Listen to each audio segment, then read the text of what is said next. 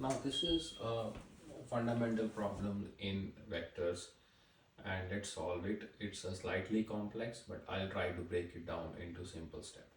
A plane is traveling at a 400 miles per hour speed at a bearing of 120 degree. Now what is bearing? So whenever we hear a word bearing, we have to start from the y-axis, which is north direction, and measure an angle of 120 degree. So this is the plane which is traveling in this direction, I would say southeast, with a speed of 400 miles per hour, which is mentioned here. And when a when a 550 miles per hour wind starts from north, so 50 miles per hour a wind start from north, so remember there is no bearing mentioned here. So since it is from north to south, so let's say I draw this wind, but this wind is impacting the plane, right? So when this wind is impacting the plane, I extrapolate this vector here, which means the plane which is going down here will have a wind here, then it will be slightly shifted this way.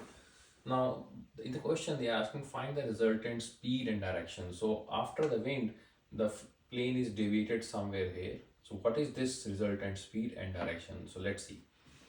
Now, first of all, the first step is to calculate the plane vector. So what we have to do is xp is 400 cos of minus 30. So now 400 we know is the velocity, speed of the plane, y minus 30. So when we go from minus 120 here, but we see from this axis, there is an angle of minus 30. So 400 minus cos 30, we know this is fourth quadrant. So it's 400 cos 30. So this is the x component of this plane speed.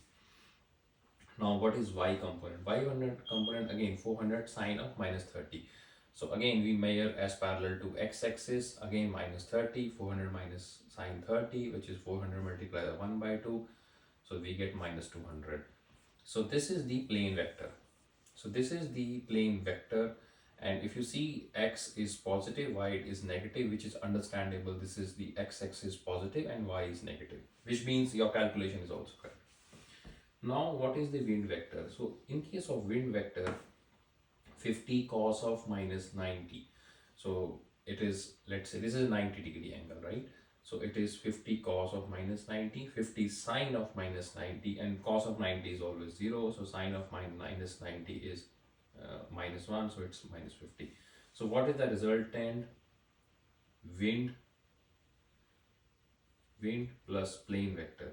So what we do is we add this and this, we add this and this. So basically we are adding wind speed and plane speed, we get this number. So this is the resultant vector. So this is the resultant vector.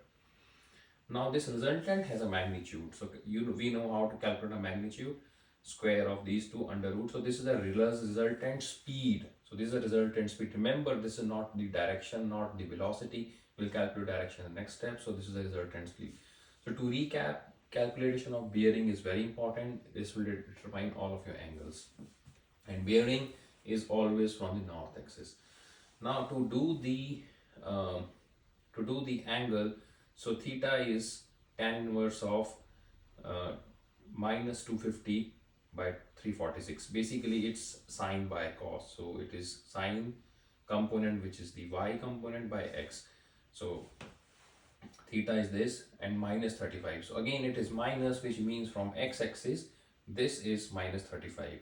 Now in the question they have asked the direction, so we know this is the direction, but in addition sometimes it is asked what is the bearing. So this is 90, so whenever is bearing we have to reference the north. So 90 and plus 35, so it's 125 degree 84 in the direction of southeast. So this is the bearing. Thank you.